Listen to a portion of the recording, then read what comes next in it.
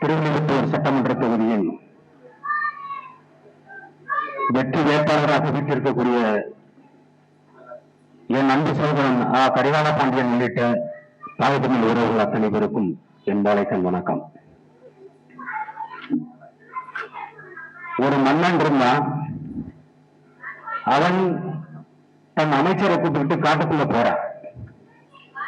அப்ப அமைச்சர்கிட்ட கேட்கிறான், இன்னைக்கு மழை வருமா அப்படின்னு கேட்கிறான். நிச்சயமா வராது, வாங்க போகும் சொல்லி காட்டுக்குள்ள வேட்டைக்கு போறாங்க. எதிர்த்தாப்புல ஒரு கழுதையை கூட்டிக்கிட்டு அந்த கழுதையோட முதலாளி பட்டிட்டு எதிர்த்தாப்புல வர்றான். அப்ப அந்த கழுதையோட முதலாளி சொன்னா, மன்னனை பார்த்து இன்னைக்கு மன்னர் நல்லா முனைஞ்சிட்டு வர போறாரு அப்படின்னு அந்த கழுதையை ஓட்டிட்டு வந்தவன் சொன்னான். மன்னர் காட்டுக்குள்ள போன கொஞ்ச நேரத்துக்குள்ள அந்த கழுதையை ஓட்டிட்டு வந்த சொன்னவன் சொன்ன மாதிரி பெருமழை போயுது. அப்ப மன்னன் வீட்டுக்கு வந்த பிறகு அவருக்கு ஒரே நினைவு, என்னடா இது நம்ம அமைச்சர் ஒருத்தரை கூட்டு போனா இது மழை உறுதியா வராது, இல்ல சாதாரண கழுவி ஓட்டிட்டு வந்தவன் உறுதியாக மழை வரும் சொல்லி சொல்றேன், நம்மளை நம்பிக்கை வரும் சொல்லி எவ்வளவு அவ்வளவு சரியா சொன்னான் அப்படின்னு சொல்லிட்டு நேர அந்த கழுவையோ அந்த கழுவை ஓட்டிட்டு வந்தவனையும் வர சொல்லிட்டான் அரண்மனைக்கு. எப்ப அவருக்கு எப்படி உறுதியாக மழை வரும்னு தெரியும் அப்படின்னு கேட்டா, எனக்கு தெரியாதுங்க மழை வரும்னு எனக்கு தெரியாது, ஆனா இந்த மழை உறுதியாக வரும் என் கல்விக்கு தெரியும். மழை உறுதியாக வரும் எப்படி கல்விக்கு தெரியும்னா, அது மழை வர்ற மாதிரி ஒரு சூழல் இருந்துச்சுன்னா தன்னுடைய 2 கால்களையும் முன்னோக்கி நீட்டிக் கொள்ளும். அதை வச்சு நானா உணர்ந்து தெரியும் இன்னைக்கு உறுதியாக மழை வரும்னு.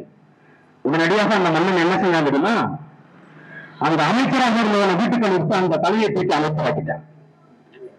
இன்னைக்கு பல கல்விகள் அமைச்சரா இருக்கலாம். ஒரு அமைச்சர் சொல்றான், 1000 கோடி ஒதுக்கி சென்னையை தத்தளிக்க விட்ட ஒரு மாநிலத்தை ஒரு அமைச்சர் பெருமாள் சொல்றான், அறிவியல் கணிப்பு தவறி போச்சு, அதனால நாங்க இன்னைக்கு இந்த வெள்ளத்தையும் மழையும் எங்களால எதிர்கொள்ள முடியலன்னு சொல்றான். இதுக்கு ஒரு அமைச்சர் தேவையா? இதுக்கு ஒரு அமைச்சர் தேவையானா முதல்ல இந்த மண்ணில நம்ம யாருங்கிறத மக்களுக்கு உணர்த்தணும். தமிழன் யாரு, திராவிடன் யாரு? 1 லட்சம் பேரை கொட்டுக்குண்டு போட்டு தடை செய்யப்பட்ட கொட்டுக்கொண்டப்பட்ட பொதுவிலே இந்த மக்களை அழிக்கிறது வேடிக்கை பார்த்துக் கொண்டிருந்தவன் இந்த திமுககாரை, அழித்த மூலக்கோவல்காரை காங்கிரஸ்காரை, இந்த 2 நாடாடி பேருக்கு மாற்றி மாற்றி மானமுள்ள தமிழன் ஓட்டு போடுவானால் அவன் பிறப்ப சந்தேகம் வேணாமா? ஓட்டு பாருங்க, நம்ம தனப்பன ஓட்ட நம்ம கண்டு பின்னாடி விட்டுறான். அவனை ஓட ஓட பள்ளிகள் எந்த தாய் மகன் எந்த தமிழ் மகன் யோசிப்பானா, இல்ல கொலகாரனே பரவாயில்லப்பா, இதுவே பொருளை எங்க அப்பனை கொண்ட கொலகார நீ நல்லா இருக்கணும் ஆறா தலைவரான்னா அந்த தாயே இது சரியா நமக்கிட்ட பிறந்தாலும் அந்த தாயே சேர்ந்து தெரியும்.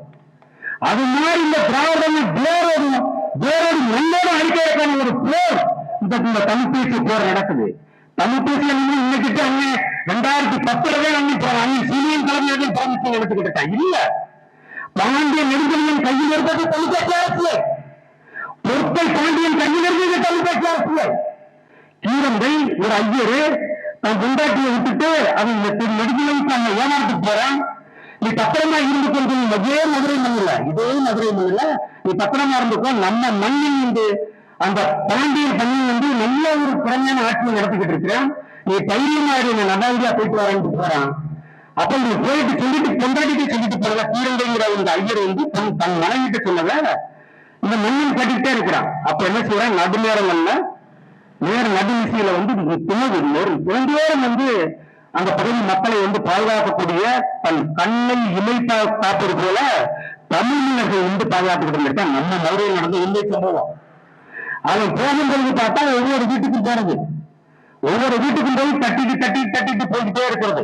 அப்ப அந்த வீட்டுல மட்டும் அந்த கீரந்தை வரல, கீரந்தை வீட்டுக்குள்ள ஒரு ஆம்பளை சத்தம் இருக்குது. என்னடா பொண்டாட்டியை விட்டுட்டு அவன் முட்டை போயிருக்கிறான், வெளியில போயிருக்கிறான், இந்த வீட்டுக்குள்ள ஒரு ஆண்குறை கேட்கிறேன்னு சொல்லி இவன் போய் தட்டிட்டு பார்த்தா உள்ள இருந்து கதவுக்குள்ள இருந்து கீரந்தை யாரும் அப்படின்னு சொல்லி சத்தம் போடுறான். ஆகா, கீரந்தை வந்துட்டான் போறைய, நம்ம தெரியாம தட்டிட்டேனே அப்படின்னு சொல்லிட்டு அந்த பாண்டிய குலத்தில் பிறந்த பாண்டிய மன்னன் என்ன செய்யறான், அந்த வீடை மட்டும் தட்டிட்டு போல அடுத்தடுத்த வீடுகளை மொத்தையும் தட்டிட்டு விட்டு போயிட்டான். காலையில பார்த்தா மதுரை மண்டலம் மீது ஒரு குரல் இருக்குது, எதா கதவு தட்டணும் தெரியலையே அப்படின்னு. யார் தட்டினா எதற்கார் தட்டினானே தெரியல. அதுவும் கீரந்தும் தன் மனைவி மீது சந்தேகப்பட்டு விடக் கூடாது என்பதற்காக எல்லா வீட்டிலையும் தட்டிட்டு போயிட்டான். அந்த குற்ற உணர்ச்சி அவனுக்கு முடிச்சது. அந்த பாண்டிய மன்னன் தன் இடதுகையில வாள் எடுத்து வலங்கையை வெற்றி எடுத்துட்டான். அந்த பாண்டிய மன்னன் பொற்கை பாண்டியன். அந்த பொற்கை பாண்டியன் வளர்ந்து மன்ன மதுரையில தமிழ் பேசியார்கள் இருந்தது. சங்க இலக்கியத்தில் எந்த இடத்துல புனித பின்னாடி வச்சு தேடி பார்த்தா கூட திராவிடம் செய்ய இருக்குதா? என்னடா மயில் விடுகிற திராவிடனுக்கு யாரானு திராவிடம் யாரானு? இந்த தமிழ்நாட்டுக்குள்ள திராவிடம் சொல்லி இந்த மக்களை கொண்டாடியதான என்ன செஞ்சிருக்க? சாதிமானம் உண்டு, மதமானம் உண்டு, ஆனா இனமானம் இந்த மக்களுக்கு இல்ல. இனமானம் உண்மையோட சரியா இருந்திருந்தா 1 லட்சம் பேரை சொன்ன இந்த குலகார நாய்களுக்கு மீண்டும் மீண்டும் ஆட்சி கட்டி கொண்டு போய் மக்கள் மேலத்தில் தன்னாட்டு இழந்து கொண்டு போய் உட்கார வைப்பாங்க. அதுமலை பேசுறாங்க, பிரபாகரன் பேசுறாங்க கடைசியாக அதுமலை பேச்சு முடிச்சுட்டு தமிழீழ கட்டாயத்தை உறுதியாக முன்னெடுக்க கூறுவோம் அப்படின்னு இருக்கிறாங்க. அதுமலை பேசுற அங்க பிரபாகரன் அவர்கள். ஆனா இதே இந்த திருட்டு திராவிடத்தை என்ன செய்ய தெரியுமா? அடைந்தால் திராவிட நாள் இல்லையை சுடுகாரம் சொன்னா ஒரு முழக்கத்தை முன்வைத்தான். இந்த முழக்கத்தை முன்வைத்தவுடன் மத்திய அரசு அன்றிருந்த இந்திய அரசு இந்த குரலை எழுப்பக்கூடியவனுக்கு நிச்சயமாக தேர்தலில் பங்கேற்க தடை அப்படிங்கிற ஒரு சட்டத்தை கொண்டு வரும் தெரிந்தவரவே அந்த தனித்த திராவிட நாடு கொள்கையை தூக்கி தீரவிட்டு அரசை காத்துக்கொள்ள வந்தான். ஆனா நம்ம இன்னைக்கு தமிழகத்தை அமைக்க கூறுவது என்று அங்கு பிரபாகரன் சட்டமிட்டு நிற்கக்கூடிய பிள்ளைங்களா அண்ணன் ஒவ்வொருத்தரையும் வந்து எதிர்பார்த்து வச்சிருக்காரு. பிரபாகரன் என்ற ஒரு மிகப்பெரிய ஒரு பிரம்மாண்டமான ஒரு பெரிய நெருப்பு, அந்த பெரிய நெருப்பிலே புடம்போட்ட ஒரு தங்கமாக எண்ணூறு தலைவன் அதில் சிந்தனை உருவாக்கியோட விளைவு ஒரு தாய்ப்புலியை இங்கு அனுப்பினாரு. இன்னைக்கு 35 லட்சம் புலிகளை உருவாக்கி வச்சிருக்காரு அன்னை. ஒரே ஒரு கேள்வி நாணமுள்ள ஒரு தாய் தமிழ் உறவுகளை காட்டணும். ஓட்டுக்கு என்ன மயிருக்கடா திட்டு கொடுக்குறா அப்படின்னு கேளுங்க. ஓட்டுக்கு எதுக்கு கொடுக்குற? உறுப்பு வழியில் ஓட்டுக்கு நீ ஓட்டை இந்த மக்களிடம் வந்து பெற்று என்ன காமித்து தண்ணீர போற? ஒரு சிறுவை சிறு ஜீவத்துக்கு பெரிய ஈவை பிடிப்பதை போல இந்த மக்களை இன்னும் எத்தனை நேரத்துக்கு நீ அடிமையாக்க போற? நல்லா யோசிப்பாங்க. மாதொரு காலங்களில் எம்பெருமான் சிந்தனை கூட தன்னுடைய உடலிலே தன்னலையிலே சாமி பார்வதிக்கு கொடுத்து அதோடு முடித்துக் கொண்டான் சிவன்.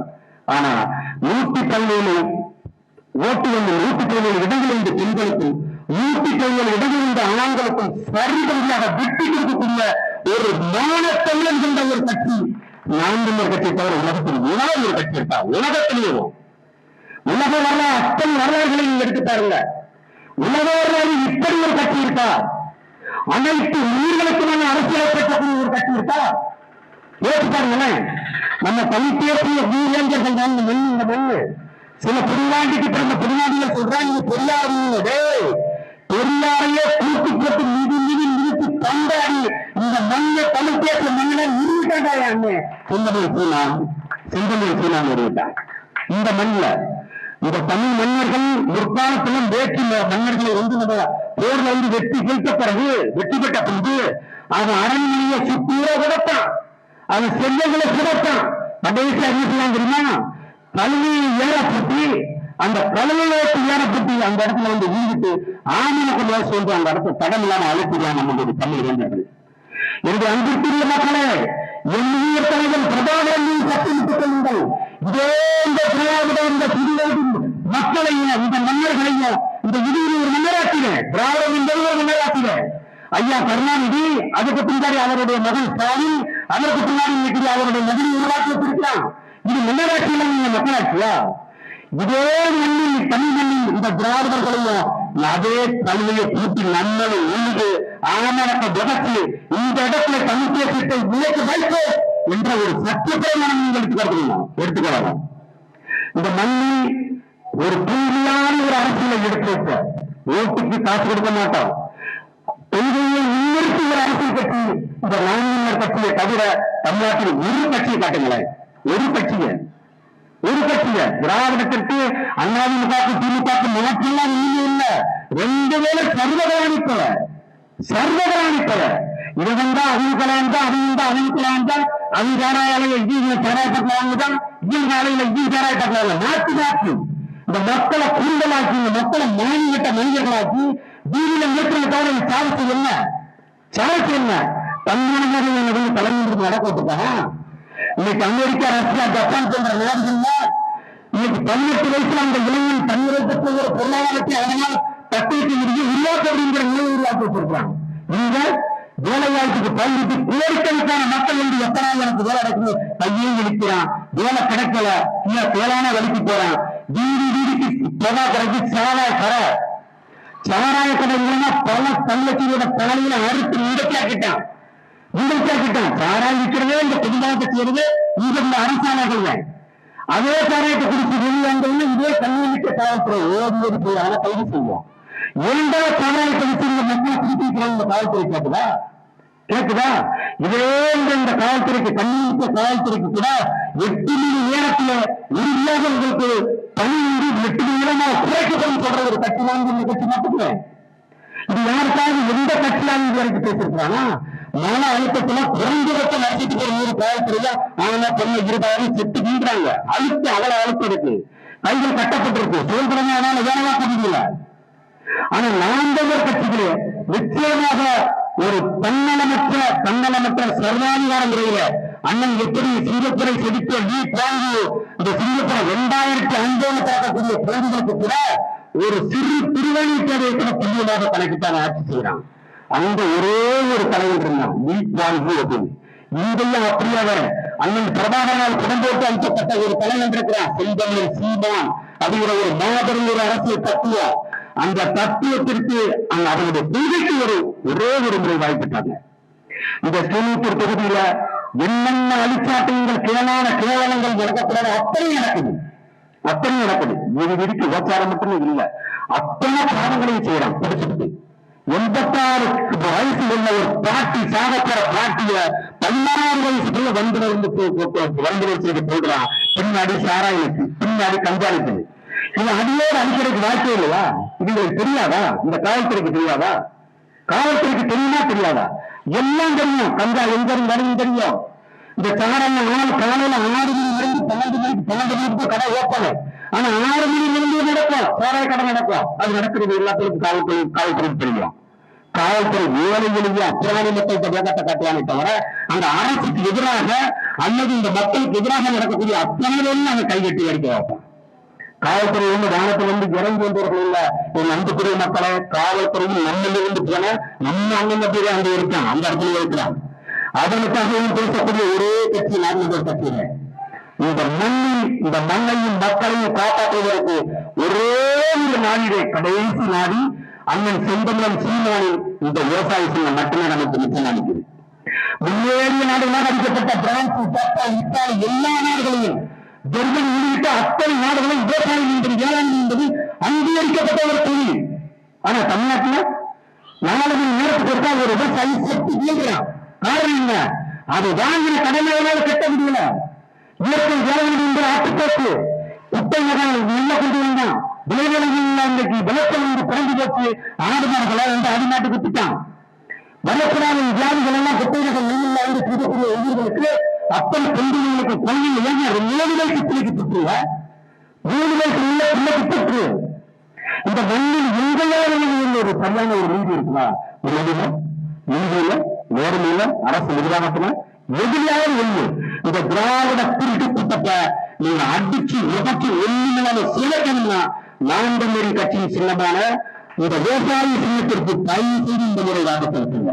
இந்த மண்ணின் மகன் கூப்பிட்ட குடும்பத்தை நிச்சயமாக ஓடோடி வரக்கூடிய ஒரு நல்ல ஒரு மகனைத்தான் அண்ணன் செந்தமிழன் சீமானால் செதுக்கெடுக்கப்பட்ட ஒரு வேட்டாளர் தான் கரிகால பாண்டியன் என்ற ஒரு மாபெரும் தத்துவம். கரிகாலனை பற்றி எனக்கு மற்றவனோட எனக்கு என்ன தெரியும்?